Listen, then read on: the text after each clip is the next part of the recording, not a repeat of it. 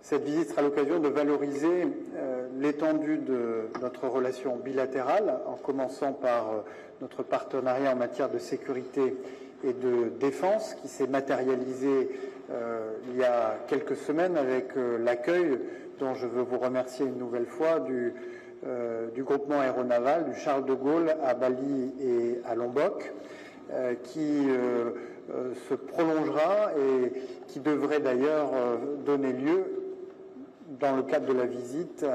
à une réunion des ministres de la Défense et des ministres des Affaires étrangères de nos deux pays.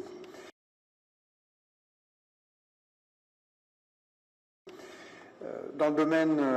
des coopérations économiques, cette visite du président de la République sera l'occasion d'un certain nombre d'annonces d'entreprises françaises qui investiront en Indonésie dans le prolongement de ce qu'elles ont déjà commencé à faire dans les domaines de l'alimentation, dans le domaine des transports, du numérique, comme vous l'avez rappelé, ou encore des minerais critiques, où nous souhaitons pouvoir approfondir une relation qui permette à nos deux pays de renforcer leur souveraineté respective.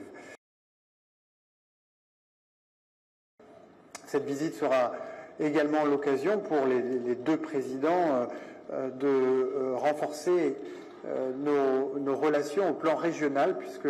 l'Indonésie est le siège de l'ASEAN, organisation multilatérale dont nous soutenons la centralité et qui a vocation à entretenir des liens toujours plus étroits avec l'Union européenne qui, quant à elle, est engagée dans une relation toujours plus étroite avec l'Indonésie que nous soutenons et dont nous souhaitons qu'elle puisse se concrétiser très prochainement.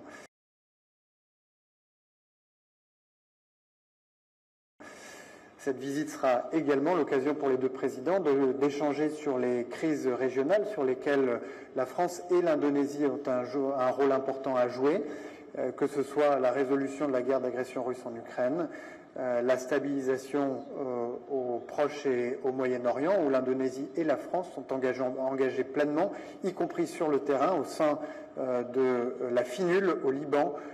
où leur travail conjoint a permis de ramener la paix dans ce pays, mais le travail reste entier pour que cette région puisse s'apaiser, et nos deux pays ont un rôle important à y jouer.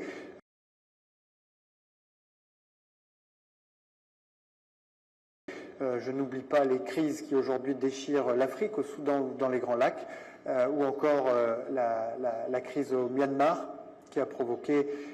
une crise humanitaire et qui doit trouver, grâce aux efforts menés par les acteurs régionaux, une résolution la plus rapide possible.